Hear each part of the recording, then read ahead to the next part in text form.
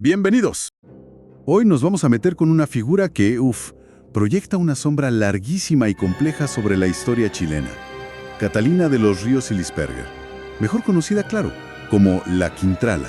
Un apodo que resuena hasta hoy, ¿no? Totalmente. Estamos en el Chile colonial, siglo XVII, un mundo bien distinto. Conquistadores, fortunas inmensas, mucha tensión social. Y ahí está ella, aristócrata. Dicen que de una belleza legendaria. Sí, las crónicas hablan de eso. Pelirroja, ojos verdes. Con una riqueza brutal casi inimaginable, pero sobre todo con esa reputación terrible. De crueldad extrema y, bueno, hasta de pactos oscuros. Exacto. Para entenderla vamos a usar varias cosas. Crónicas de la época, las que recupera memoria chilena o las que usó Vicuña Maquena. Que fue clave para construir el mito, ya hablaremos de eso. Sí. Y también biografías más modernas, enciclopedias, análisis culturales que intentan ver por qué sigue tan presente. Al final es una mezcla, ¿no? Hechos documentados, acusaciones judiciales muy serias, leyendas populares. Que ponen los pelos de punta. Y también miradas nuevas, revisionismo histórico. Es fascinante. Sí, es un rompecabezas. Nuestra idea hoy es justamente esa. Intentar armarlo. Desmenuzar este personaje, ver quién fue Catalina realmente, separar, hasta donde se pueda, el hecho de la leyenda. Que no es fácil. Para nada. ¿Cómo es que logró tanta impunidad? ¿Y por qué siglos después sigue generando tanta fascinación? Vamos a explorar los detalles que nos dan estas fuentes, a ver si nos acercamos un poco más. Perfecto. Y para empezar a entenderla, creo que hay que mirar sí o sí a su familia. Su origen es una mezcla potente. Por el lado materno, desciende de conquistadores alemanes, nombres como Pedro Lisperger, Bartolomé Blumenthal. Que se cambió el apellido a Flores, ¿no? El típico proceso de castellanización. Exacto. Pero ojo, que por ahí también hay sangre indígena noble. Su bisabuela, Elvira de Talagante, era una cacica importante. Ah, mira. ¿O sea, aquí? Sí. Y la abuela de Catalina, Águeda Flores, hija de Blumenthal y Elvira, era mestiza y fue una mujer potentísima, riquísima, muy influyente, vivió muchísimos años, una figura clave por sí misma. Qué interesante esa línea materna. ¿Y el padre? El padre era español, Gonzalo de los Ríos y Encino, conectado también con gente de la conquista. Toda esta herencia le dio estatus, claro, pero sobre todo la base de una fortuna descomunal. ¿Hablamos de tierras? Muchísimas tierras, haciendas enormes en el centro de Chile, La Ligua, El Ingenio, Tobalaba, encomiendas de indígenas, que era mano de obra forzada, y muchísimos esclavos. Un verdadero imperio. Tal cual, un poder económico brutal para la época. Y además, parece que la mala fama no empezó con ella. La familia materna, los Lisperger, ya tenían lo suyo. Sí. Ya arrastraban una reputación, digamos, oscura. A su madre, Catalina Lisperger, y a una tía, María, las acusaron de intentar envenenar al gobernador Alonso de Rivera. Eso fue a principios del 1600. ¿Al gobernador? Nada menos. Nada menos. Y corrían rumores de pactos raros. A la tía María, además, la acusaron de matar a golpes a una hijastra. Terrible. ¿Y qué pasó con ellas? Pues, sorprendentemente, salieron bastante bien libradas. Las protegieron las influencias familiares y algunas órdenes religiosas, agustinos, dominicos. O sea que ya había un patrón ahí. Poder, acusaciones graves, impunidad. Totalmente. Ya se veía venir, digamos. Y todo esto pasa en un contexto muy específico, el Chile del siglo XVII. Hay que entender cómo era esa sociedad, muy jerárquica, basada en la encomienda. Que era básicamente el derecho a explotar el trabajo indígena, ¿no? Exacto. El poder estaba en manos de unas pocas familias criollas, que además competían a muerte entre ellas por más tierras, más influencia. Y la violencia. Era el pan de cada día, especialmente contra indígenas y esclavos. Era la forma de mantener el control. Y la corrupción, bueno, era casi la norma. Sobornar jueces, funcionarios, era algo común para salirse con la suya. Ese es el escenario entonces, el ambiente perfecto para que una figura como Catalina surgiera y, bueno, hiciera lo que hizo. Exactamente. Ese es el telón de fondo crucial. Bien, volvamos a ella. ¿Cómo la describen físicamente? Ya dijiste algo. Sí, Las crónicas coinciden. Alta, pelirroja, ojos verdes muy intensos. Una belleza que llamaba la atención, resultado de esa mezcla genética tan particular. ¿Y su educación? Leí que hay versiones distintas. Sí, es contradictorio. Algunas fuentes, y su propio testamento donde dice no saber firmar, sugieren que era casi analfabeta. Algo normal para muchas mujeres de la élite en esa época. Ojo. Pero otras dicen que sí tuvo educación formal. Exacto. Y si fue así, eso le habría dado una ventaja enorme para manejar sus negocios, sus haciendas. Era muy poco común. Y el apodo, la Quintrala, suena potente. ¿De dónde sale? Hay varias teorías. Podría ser una deformación de Catalina, Catrala, Catralita, Tiene sentido. o por su pelo rojo, como la flor del quintral, que es una planta parásita roja muy vistosa de los Andes. Ajá. Y la versión más oscura, que usaba varas de esa misma planta, del quintral, para azotar a la gente a su servicio. Uf, el origen exacto se pierde, ¿no? Entre la historia y la leyenda que ya empezaba a crecer. Totalmente perdido. Hablemos de su vida personal. ¿Se casó? ¿Tuvo hijos? Sí, se casó en 1626, tendría unos 22 años. Fue un matrimonio arreglado por su abuela Águeda, la matriarca. El marido fue Alonso Campofrío Carvajal, un militar español, ya mayor, sin mucha fortuna propia. O sea que el matrimonio le vino muy bien a él. Claro, se benefició muchísimo, por la dote que era enorme, y por el poder de la familia Isperger. La relación parece que fue más bien pragmática. De conveniencia. Tuvieron hijos. Uno solo, Gonzalo. Pero murió siendo niño, entre los 8 y 10 años. Qué pena, eso la marcó. Algunas interpretaciones dicen que sí, que esa pérdida pudo ser un punto de quiebre, que quizás la endureció aún más si es que ya no lo era. Y luego enviudó. Sí, enviudó alrededor de 1650. Y ahí es cuando asume el control total, absoluto de todo su patrimonio. Ya sin marido, sin nadie por encima, digamos. Y es en esa etapa, viuda, y con todo el poder, cuando las historias de crueldad se disparan, ¿verdad? Exacto.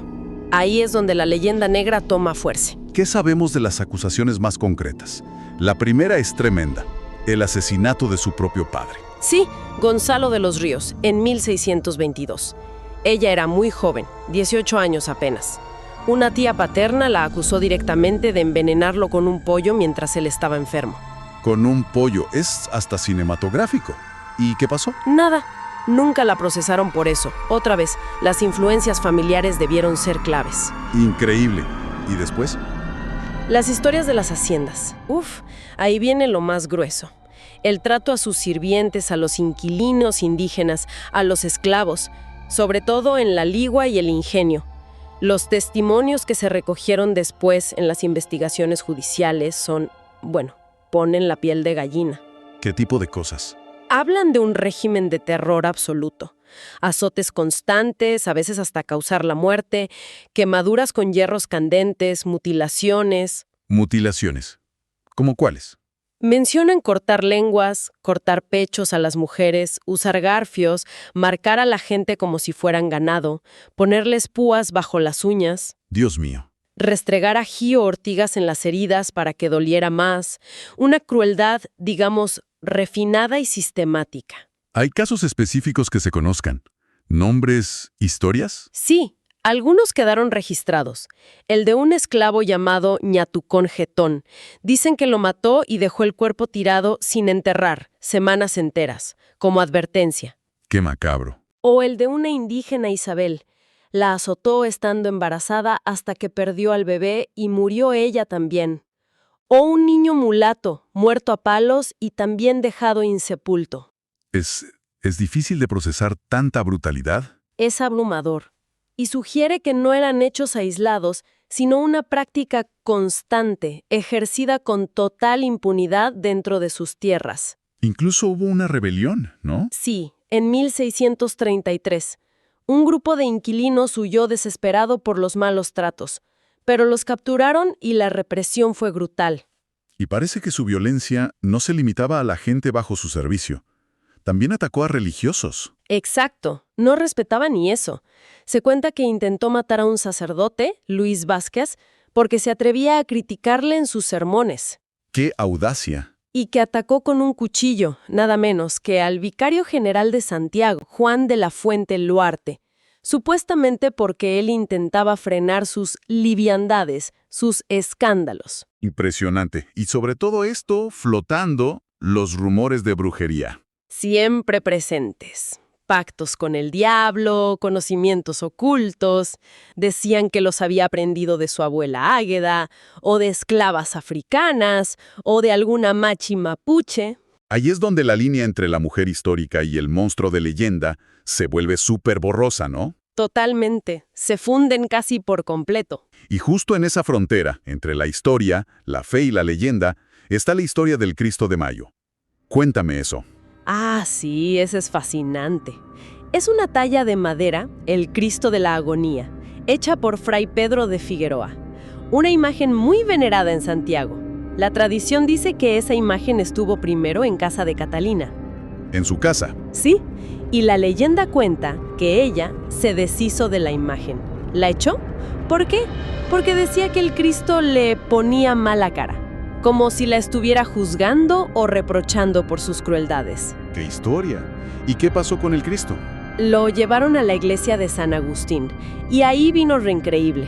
En el gran terremoto de Santiago de 1647, que destruyó casi toda la ciudad, la pared donde estaba ese Cristo fue una de las pocas cosas del templo que quedó en pie. ¡Un milagro! Así se interpretó.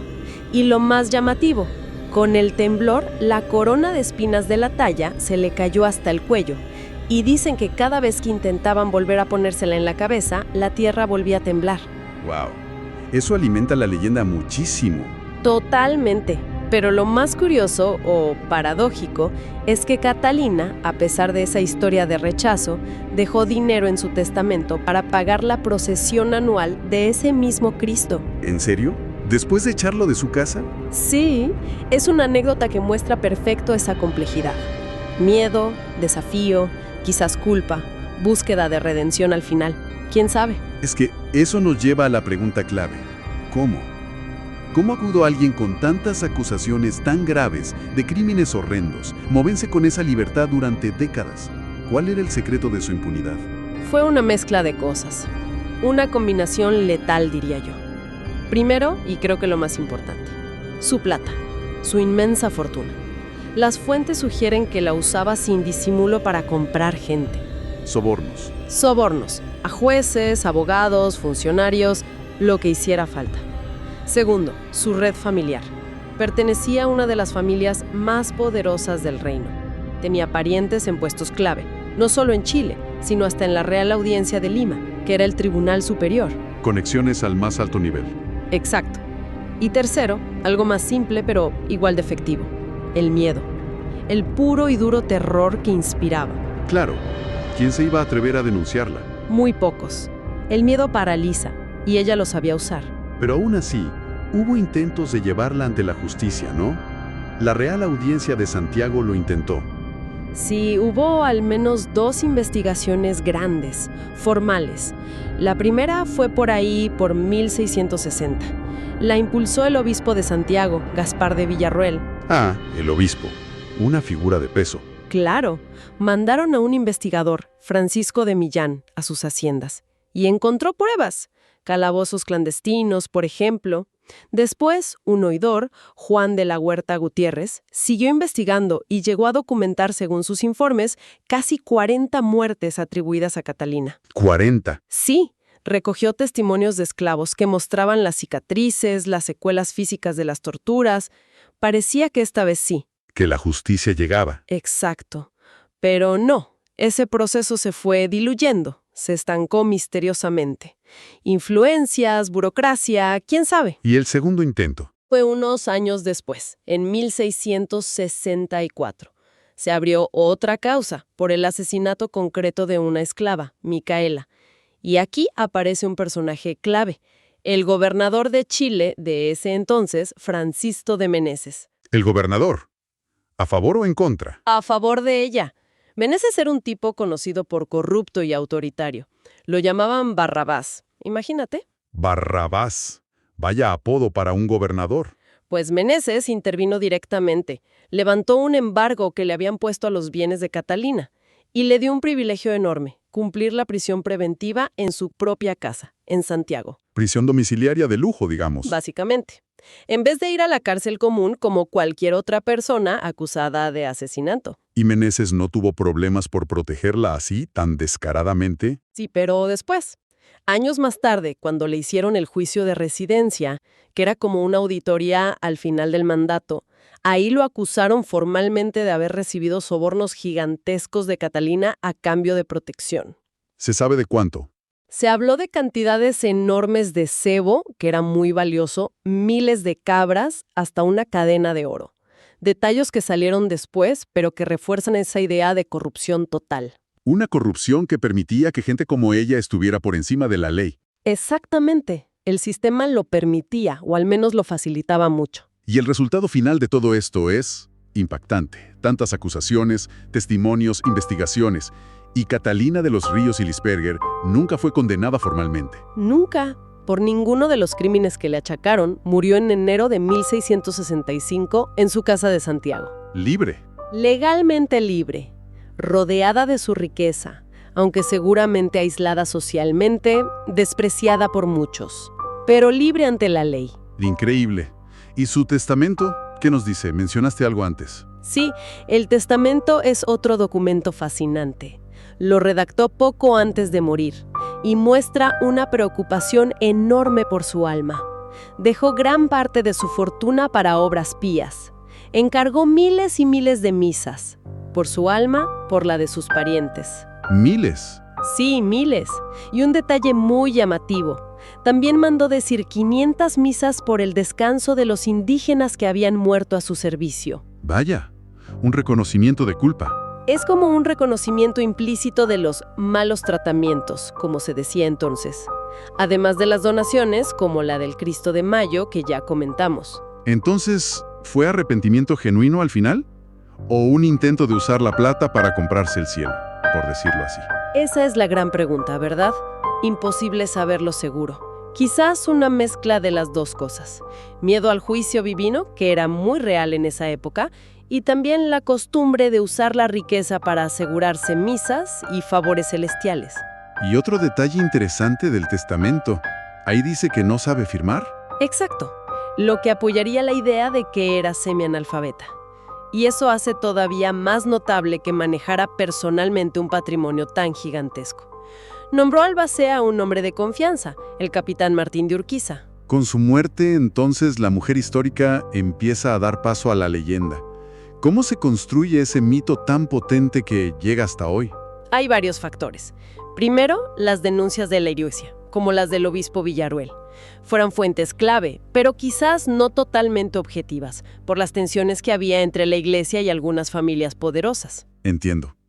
¿Y después? Después, y esto es fundamental, viene Benjamín Vicuña Maquena. Su libro, Los Lisperger y la Quintrala, de 1877. Ese libro es famosísimo. Clave. Fue el que realmente fijó la imagen que tenemos hoy, la Catalina monstruosa, sádica, el símbolo del mal colonial. Vicuña Maquena usó mucho las fuentes de la Iglesia, exageró los elementos más oscuros, metió fuerte el tema de la brujería ligada a su sangre indígena. Lo presentó casi como un estudio de caso social. Y a partir de ahí, la figura de la Quintrala no ha dejado de ser revisitada, ¿no? Constantemente. Hubo novelas que siguieron esa línea oscura, como la de Magdalena Petit en los años 30. Pero después, sobre todo en la segunda mitad del siglo XX y hasta ahora, han surgido otras miradas. ¿Cómo cuáles? Escritoras como Mercedes Valdivieso, por ejemplo, que la ven de forma más compleja, incluso como una figura que desafiaba al patriarcado, orgullosa de su poder, de su mestizaje. Una reinterpretación feminista casi. Se podría leer así. Otros autores han intentado ver sus supuestos ritos no como brujería satánica, sino como parte de una cultura mestiza, sincrética. Es fascinante ver cómo cada época la lee distinto, con sus propios lentes. Totalmente. Y eso nos deja con el debate abierto hoy. ¿Quién fue realmente? ¿Una psicópata sádica que usó su poder para el mal? ¿O fue, al menos en parte, una mujer demasiado poderosa para su tiempo, demonizada por una sociedad misógina que no sabía cómo encasillarla? ¿O las dos cosas a la vez? Probablemente una mezcla compleja de ambas. Es dificilísimo separar el hecho comprobado. La crueldad en las haciendas existió. Los juicios existieron. Exacto, eso es innegable.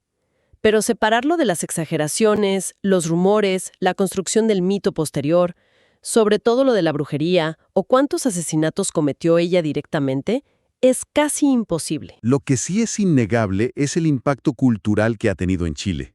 Es un arquetipo. Totalmente. El arquetipo del abuso de poder, de la crueldad sin límites. Todavía hoy se usa el apodo la Quintrala de para hablar de una mujer mandona o abusadora. Sí, es cierto. Y su historia se ha contado 1000 veces. Libros, películas. Una película argentina incluso en los 50. Series de televisión muy famosas en Chile. La de Raquel Argandoña en los 80, un hito. Y la más reciente con Claudia Di Girolamo. Exacto.